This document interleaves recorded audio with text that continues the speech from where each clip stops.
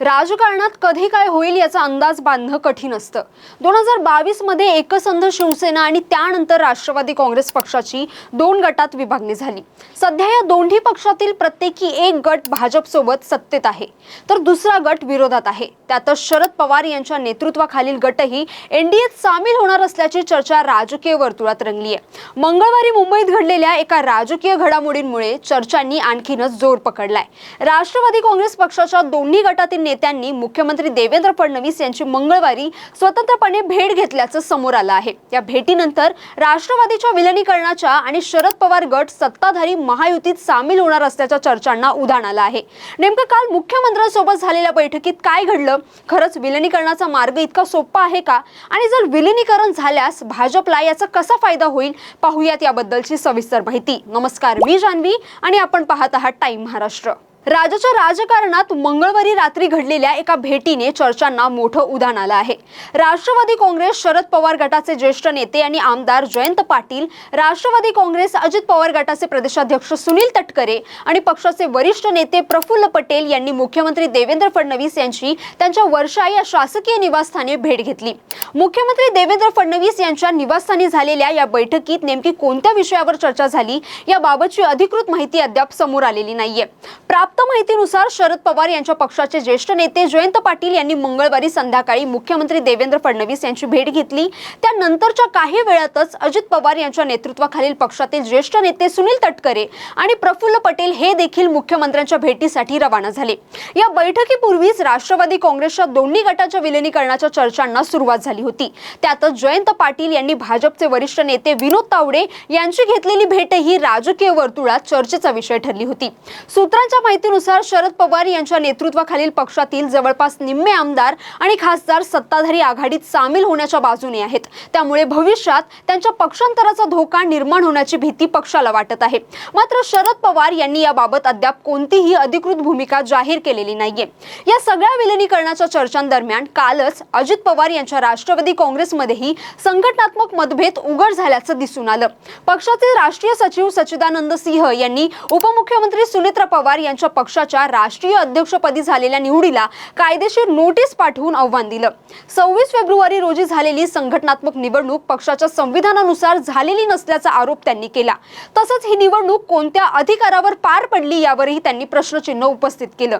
यापूर्वी पक्षाने निवडणूक आयोगाकडे सादर करण्यात आलेल्या पदाधिकाऱ्यांच्या सुधारित यादीत प्रफुल्ल पटेल आणि सुनील तटकरे यांसारख्या वरिष्ठ नेत्यांच्या पदांचा उल्लेख नसल्याचं किंवा चुकीच्या स्वरूपात झाल्याचं वृत्त समोर आलं होतं। त्यानंतर राष्ट्रवादी काँग्रेसने ही तांत्रिक चूक असल्याचं स्पष्टीकरण दिलं असलं तरी या घडामोडींमुळे पक्षात अंतर्गत धुसफूस सुरू असल्याच्या चर्चांना बळ मिळालं होतं। या दरम्यान प्रफुल्ल पटेल यांनी पक्षात कोणतीही फूट नसल्याचा दावा करत सच्चिदानंद सिंह यांचं पत्र तथ्यहीन असल्याचं स्पष्ट केलं। पक्षहितासाठी सर्व मतभेद अंतर्गत पातळीवरच सोडवले जावेत अशी भूमिकाही त्यांनी मांडली। आता गेल्या काही महिन्यांपासून राष्ट्रवादीच्या दोन्ही गटांच्या विलीनीकरणाच्या चर्चा सुरू असल्या तरी त्या समोर अनेक महत्त्वाचे अडथळे असल्याचं मानलं जात आहे। ज्यातील सर्वात मोठा मुद्दा एकसंध राष्ट्रवादीचं नेतृत्व कुणाकडे राहणार हा आहे। कारण शरद पवार हे अद्यापही पक्षातील सर्वात प्रभावी नेते मानले जातात आणि कार्यकर्त्यांमध्ये त्यांचा मोठा प्रभाव आहे। दुसरीकडे 2023 मधील पक्षफुटीनंतर अजित पवार यांचा गट स्वतंत्रपणे कार्यरत असून महायुती सरकारमध्ये सत्तेतील महत्त्वाची भूमिका बजावत आहे। त्यामुळे दोन्ही नेतृत्व सौरसंचलनामध्ये समन्वय साधण्यासाठी व्यापक राजकीय वाटाघाटी कराव्या लागण्याची शक्यता आहे। जर राष्ट्रवादीचे दोन्ही गट एकत्रित आल्यास त्यांना सत्तेतील मंत्रीपदे, पक्षातील संघटनात्मक पदे, विधिमंडळातील नेतृत्व आणि पक्ष संघटनेवरील नियंत्रण या सर्व बाबींवर नव्याने चर्चा करावी लागेल। त्यातच दोन्ही गटातील सर्वच नेते विलीनीकरणाच्या बाजूने दिसून येत नाहीयेत। शरद पवार गटातील काही नेते भाजप सोबत जाण्याबाबत साशंक असल्याचं सांगितलं जातंय, तर अजित पवार गटातील काही नेत्यांनाही विलीनीकरणानंतर पक्षातील आपला प्रभाव आणि सत्तेतील वाटा कमी होण्याची चिंता सतावत असल्याची चर्चा आहे। आता दुसरीकडे राष्ट्रवादी काँग्रेसच्या दोन्ही गटांचं विलीनीकरण होऊन एकसंध पक्ष भाजपा प्रणित राष्ट्रीय लोकशाही आघाडीत सामील झाल्यास भाजपला मोठा राजकीय फायदा होण्याची शक्यता वर्तवली जात आहे। या घडामोडींमुळे राष्ट्रवादीचा प्रभाव असलेल्या पश्चिम महाराष्ट्रात भाजपला आपली राजकीय पकड आणखीनच मजबूत करता येईल। तसंच दोन प्रतिस्पर्धी गटांशी वेगवेगळ्या पातळीवर चर्चा करण्याऐवजी एकाच राष्ट्रवादी नेतृत्वाशी समन्वय साधणं भाजपसाठी अधिक सोयीचं ठरेल. असं असलं तरी भाजपने जाहीरपणे या चर्चेला दुजोरा दिलेला नाहीये. राष्ट्रवादी काँग्रेसच्या दोन्ही गटांचं विलीनीकरण हा पूर्णपणे त्या पक्षाचा अंतर्गत विषय असल्याचं मुख्यमंत्री देवेंद्र फडणवीस यांनी यापूर्वीच स्पष्टपणे सांगितलं आहे. अलीकडेच त्यांनी शरद पवार यांचा गट एनडीए मध्ये सामील होणार असल्याच्या चर्चाही फेटाळून लावल्या होत्या.